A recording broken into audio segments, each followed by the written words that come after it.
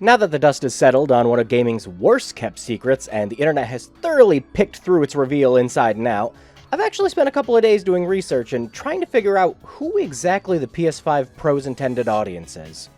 The purpose of this video isn't to be for or against the features of the system or its price point, merely to take a serious look at what the PS5 Pro can offer to specific audiences in the gaming landscape, and if it's worth it to them.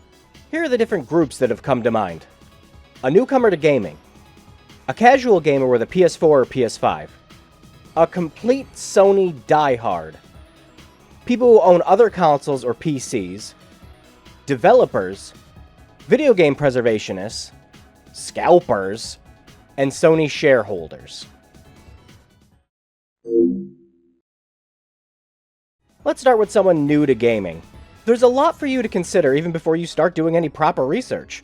What kind of games would I enjoy? Can I play them with my friends? Is it easier and/or cheaper for me to pick this one up physically or digitally? Someone who's never played a game before will tend to drift towards cheaper options for the hobby, and they'll most certainly not want to deal with the complications of getting a gaming PC ready. Why spend an exorbitant amount of money on something that you might not even enjoy? For this audience, $700 would be too much of an investment, especially when you could spend that same amount of money and get a Switch Lite and an Xbox Series S, along with games to go with both. This is also before even getting into regional pricing, making this a far more expensive endeavor, so let's just cross them off the list.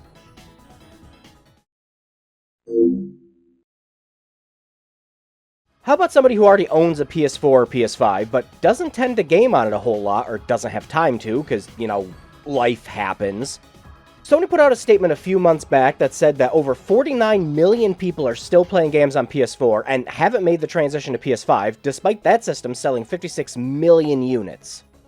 As you can see, our PlayStation 5 user base has continued to grow significantly, driving to half of our monthly active consoles. And while the PlayStation 4 is still an important part of our business, our PlayStation 5 players are even more engaged than in the previous generation.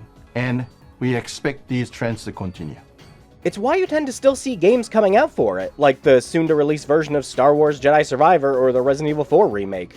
Sony's still fostering a community of people that haven't moved past their almost 11-year-old systems, and I honestly don't believe a PS5 Pro is going to change their minds. I think we can safely cross them off.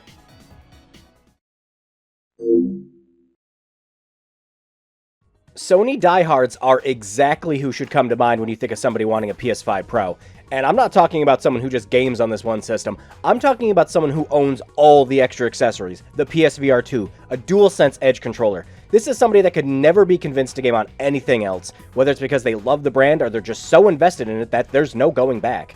I firmly believe there are people in this crowd who have nothing but good things to say about its $700 price point and features, especially if you're also in that subset of PS5 gamers that play in a 4K display and want everything Sony's device has to offer. You're definitely out there, and I'm not here to judge you on that front because plenty of game launches have not been using the system to its full potential. You're a power user, and this is what you've been waiting for. However, Mark Cerny brought up 3 points during the technical showcase that fascinated me. First, 3/4 of PS5 owners prefer to play their games in performance mode compared to graphics and fidelity modes. When asked to decide on the mode, players are choosing performance about 3/4 of the time. Second, that the PS5 is targeting 60 FPS, which means that even with a PS5 Pro, there's no guarantee new games still won't be capped to 30. It has huge amounts of detail and targets a super smooth 60 frames per second. Even in the presentation, you can see Hogwarts Legacy, a game that launched last year, was running at 30 FPS. And third, he called 30 FPS visuals choppier. But the games only run at 30 frames per second. The visuals can be choppier, and the controls less responsive. Which is a term usually left for analysts like the guys at Digital Foundry, and not your lead architect. There's clearly precedent that the core PS5 audience prefers to play their games smoother rather than prettier. And even Cerny himself admitted that 30 FPS hasn't been ideal. It also doesn't help your base when the first game you show running on the hardware is The Last of Us Part 2 Remastered, a re-release of a PS4 game from 2020 with very minimal graphical changes outside of a higher resolution and less pop-in that already has a PS5 patch to run the game at 1440p and 60 FPS. Remember, 3/4 of your player base are choosing to play at 60 FPS compared to 4K. Sony also showed off Ghost of Tsushima, which is another 2020 PS4 game that recently received a PC version with extra bells and whistles not found on PS5, and it can already run at 4K 60fps with the PS5 Director's Cut. Showing it here just feels pointless outside of it being a first-party Sony title. As a personal aside, I actually hate how they did these zoom-ins to show how much better background rendering is with the faster GPU and PSSR upscaling. Because this video got uploaded to YouTube and the bitrate's already gonna ruin comparisons, they should have either made these comparisons bigger or made a separate downloadable version of this technical presentation. It just makes spotting the differences difficult, especially if you're just looking at it on mobile. And when it's difficult to spot exactly what your new $700 machine is doing, it doesn't leave a good first impression on why they should get your new box. Moving on, there's another catch here when it comes to Sony fans looking into buying a PS5 Pro. Physical releases. While there's a decent chunk of people who own a PS5 digital or only buy your games digitally, I bet there's also an equal or bigger set of PS5 owners that have a collection of physical PS5 games or just Blu-ray movies. Sony's now telling you if you want to keep using those games and movies you own, you need to pay $700 plus $80 for a disc drive. You'd be forgiven if what you took away from the technical showcase was, Sony is trying to sell me a near $800 system by showing me 4-year-old games that ran on previous gen hardware having slightly better looking background details.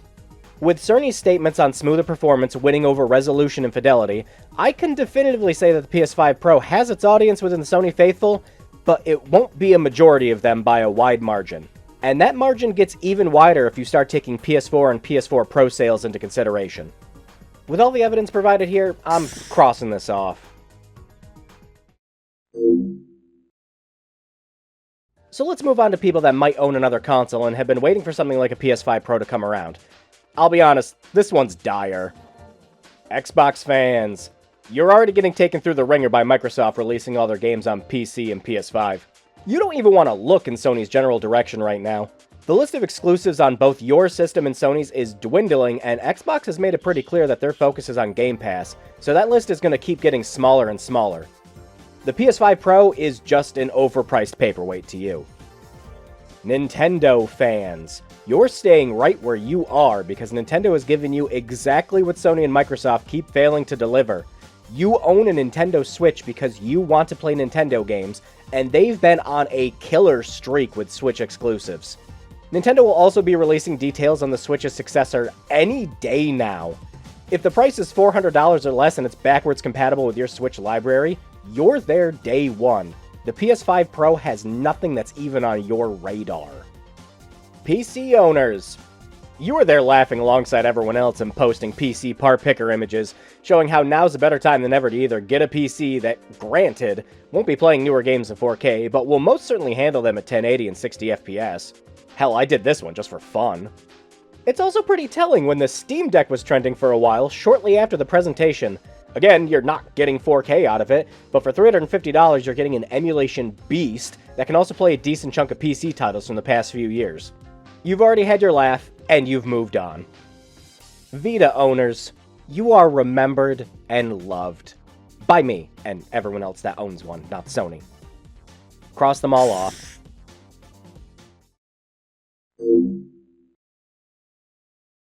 So, developers, how do you feel about the PS5 Pro? Really, I'd love to know. We've already seen that console parity has caused problems with the Xbox Series S and X, as titles like Baldur's Gate 3 couldn't achieve co-op on the Series S. I can't imagine having another SDK that you know isn't going to sell as well as the base model is preferable, and with how long development cycles for games have gotten, I doubt you're aching to pivot development to focus on it.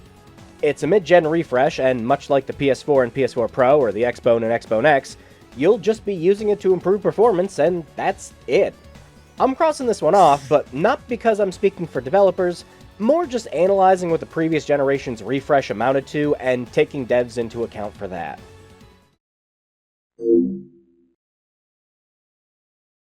I am a massive advocate for video game preservation, and Sony apparently didn't learn anything from the Xbox One fiasco.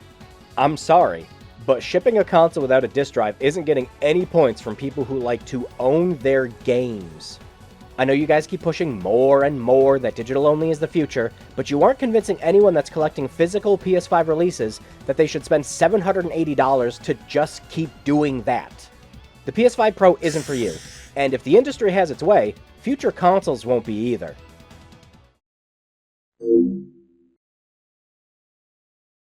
Scalpers. Fuck you. I should just end it there, but I see that you're already buying up PS5 disk drives left and right, and I know why. You stains on humanity have been reading the general discourse, and know for a fact that 2020 isn't happening again. So instead of trying to flip a $700 console that's going to be readily available for everyone who walks into a Walmart, you've moved on to grabbing something else that's easier to flip, already has a market for people with PS5 digital consoles wanting physical games, and will cause less of a dent in your wallet if it ends up backfiring. You're not shrewd businessmen. You're pond scum with a pulse. But at least we know the PS5 Pro isn't for you. Cross off.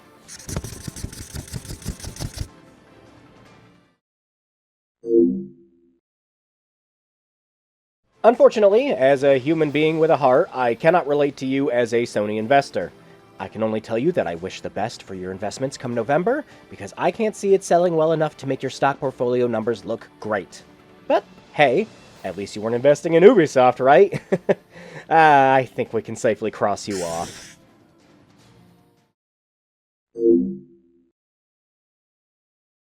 So yes, it looks like we've crossed everybody off. So why is there a practically nobody in the thumbnail? Because there is a market for the PlayStation Elite to still pick this up, and really that's about it. There's also one other consideration to keep in mind, but Sony's been coy about it. In their press blog, they detailed that the PS5 Pro will include something called PS5 Pro Game Boost, which is worded as being able to stabilize or improve performance of supported PS4 and PS5 games, similar to how FPS Boost works in Xbox Series X. This is the feature they should have went into more detail about during the presentation, but since we have no idea how it's supposed to work or exactly what it entails, it fails to tell any of us why we should care. Will we finally get the 4K 60 FPS Bloodborne experience we've been begging for? Probably not, because why not show that in action if that was the case? I know people who would buy one for that reason and that reason alone. I think we can safely say that Sony fumbled this one pretty hard. It's telling when the internet's posting $599 US memes again that they messed up big time. It also doesn't give anyone hope that the PS6 will launch at a reasonable price either if this is what a mid-gen console refresh looks like. Calling your system PS5 Pro feels counterintuitive when it's lacking things that were included with the launch model at a cheaper price. This is from me to you, Sony. I know you guys think you're big shots in the lead on the console front and can get away with anything. You raise the price of PS Plus despite offering no new incentives to continue using it. You raise the price on your controllers, not because you put Hall effect joysticks in to prevent the common drifting issues they have, but just because you can.